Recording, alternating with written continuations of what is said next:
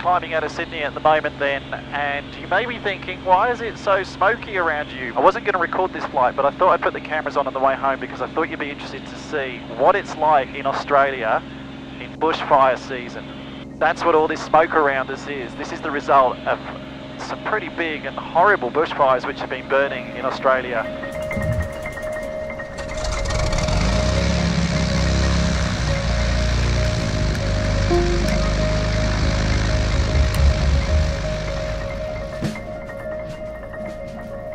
Bankstown ground, Echo Yankee Zulu on taxiway Mike, IFR for Moorabbin, 1 POB, request taxi, runway 11 centre. Echo Yankee Zulu, taxi to the Alpha West run-up bays, report ready. Taxi Alpha West run-up bays, Echo Yankee Zulu. Bankstown Tower, Echo Yankee Zulu is ready, holding point Alpha 1, Bankstown 8 departure. Echo Yankee Zulu this afternoon, line up and wait, runway centre. Line up and wait, runway centre, Echo Yankee Zulu. Echo Yankee Zulu, report passing 2000, runway centre, clear for takeoff. Clear for takeoff, runway centre, Echo Yankee Zulu. Alright, full power. Airspeed's increasing on both. RPM's good, power's good. Everything's in the green. 70 knots.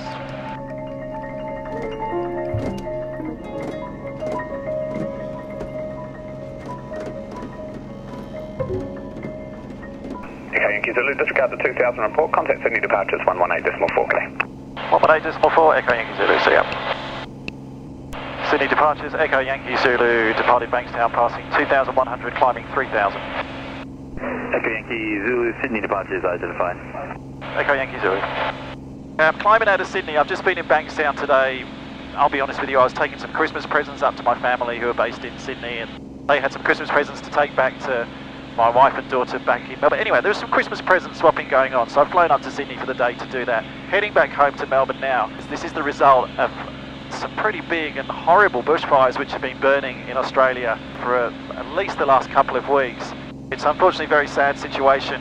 We have had some people who've lost their lives in these bushfires. A lot of animals, especially our native koalas, who just can't escape these bushfires, the speed they move through. It's been very sad that we've had human and animal lives lost in these bushfires. Yeah, take your request up to 4 miles, let's reach you with. Alright, we're just levelling off at 8,000 there.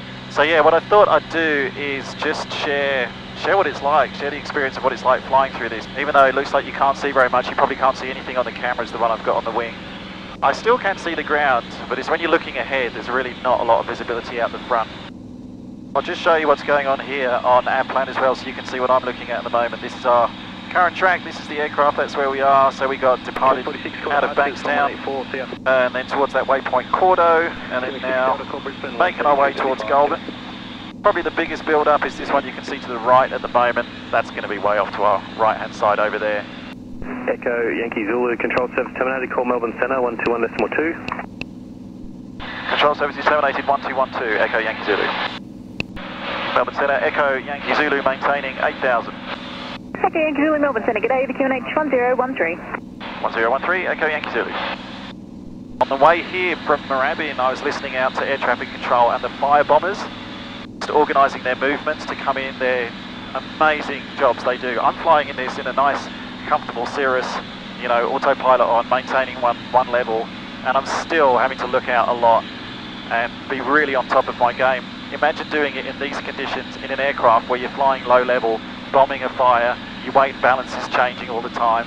You have to go back and refuel, you're having to cycle and cycle, so the workload on the pilots is so much as well. If any fire bombing pilots, air traffic control, anyone involved in helping the efforts to try and counter these bushfires, if anyone's watching, I just want to say thank you for the work that you're doing. It's dangerous work, it's hard work, but you're helping to keep a lot of us safe. Contact centre 120.0, g'day. Now the visibility is said to be around 8 kilometres at the moment.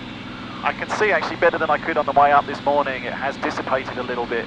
And the good thing is the further south that we go today, the better it should get. I thought, I haven't done a flying in a Cirrus video for a while. Some of you aviators out there and people who are interested in aviation, I thought you might like to just fly along, listen to some of the radio calls, watch what I get up to. Nice to see we have a headwind on this flight, as usual. You might think having a headwind on the way south to Melbourne meant that I had a tailwind going up to Sydney. No. What it actually meant was I had a crosswind coming up to Sydney, which has now backed around into a headwind as I'm heading down to Melbourne. So once again, flying a Cirrus, even though I don't have Philippe sitting next to me. Philippe, on your behalf, I've made sure I've organised a headwind for this flight. Alright, we'll do a fuel tank change now. Fuel pump goes on, across to the right hand tank. Checking everything on the engine page is good. Fuel flow is still good. I'm running at best power today, not best economy. Mainly because I've got plenty of fuel to get us where we need to go. These temperatures should come back again now the fuel pump's gone off. We're burning a little bit more fuel, burning 17.1 gallons an hour. But it does mean that I've got a TAS, an airspeed here of about 169, 168 knots, rather than the kind of 159, 160 that I'd get if I was on best economy. So about another, see it's gone up to 171, about another 10 knots of speed, sacrificed by a fuel flow which is higher. Also, yeah, you're right, I am riding with the Apple Pencil. I don't have any paper in the cockpit now. Now that cell's coming up, I don't know where it is. The radar paints that I have on this iPad, first of all, are 4 minutes old. Secondly, I don't know how long it took for that image to come, so they could be completely out of date.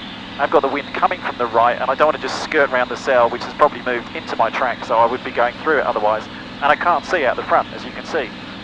So, just to be safe, I'm going to give myself a buffer of about 10 miles, just go 10 miles round it, and then get back on track afterwards. It will add like 2 minutes to the total flight time, but it will mean that I have the security of knowing I'm not going to fly into something I don't want to when I can't see it in front of me. Echo Yankee Zulu, we're just going to be deviating up to 10 miles left of track just to go around a small cell, and then we'll get back on track by the time we get to Gold.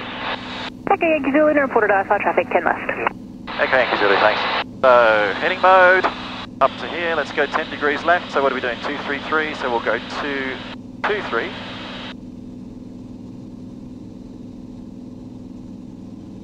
Airplane turns, and you can see nothing out the front. Oh yeah, avid viewers will have realised. Yeah, I know, she's busy, she's got stuff on this week.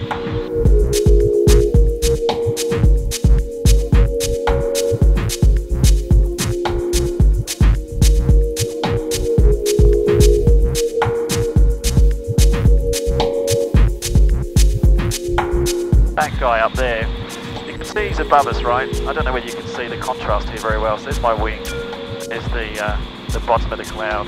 I think that's him there. So that's why I'm just coming round this side. Just giving myself enough room, and I'm going to give myself probably to the 090 radial off Goulburn to then make my turn back.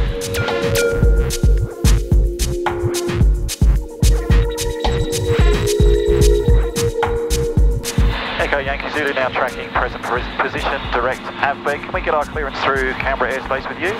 Echo Yankee Zulu, yep, I'll be issuing you clearance. So get you to contact me now on 124.1 and you can expect that. 1241, Echo Yankee Zulu, thanks.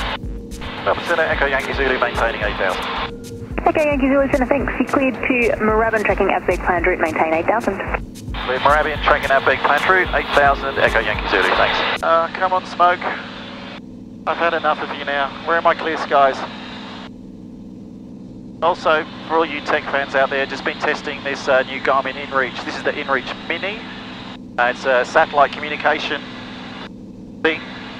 Basically, Bluetooths to my iPad, so I can, first of all, I can send messages using Garmin Pilot, but I also use it for tracking, for waypoint tracking. So when I'm outside of ADSB coverage, you can still track wherever this little device and Echo Yankee Zulu are, anywhere in the world. So I'm just practicing with it because I might need to use it next year.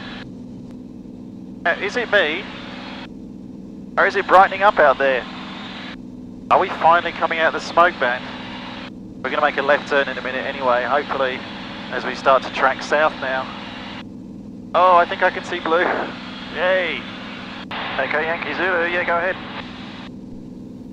Hey, Echo Yankee Zulu, what are your in-flight conditions? I've noticed you've been diverted at 8000 past the Romeo 430 Bravo area. Yeah, I actually had it on my flight plan to go Goulburn, AVBEG, and then I'm down over Albury, so I'm not going through Canberra. Yeah, right. We'll see you via Timmins. Might have a chat with you there and your in-flight conditions. Yeah, 8,000 feet, smooth as, a few bumps through Goulburn. There was one little cell that I just, it was higher than me, but I just went around it so I wasn't underneath. But ride conditions now, smooth, and I'm starting to see blue skies ahead, which is good. Oh, fantastic. Yeah, we're still in cloud, or I should say in smoke, looking forward to clear skies. Chat with you closer to Timmins. Sounds good. Enjoy the ride. Okay, Yankee Zulu, you happy tracking via Albury? Would you prefer track shortening? Track shortening would be great. Okay, Yankee Zulu. Echo Yankee Zulu, copied. No reported IFR traffic, direct Lacey. Direct Lacey, Echo Yankee Zulu, thanks.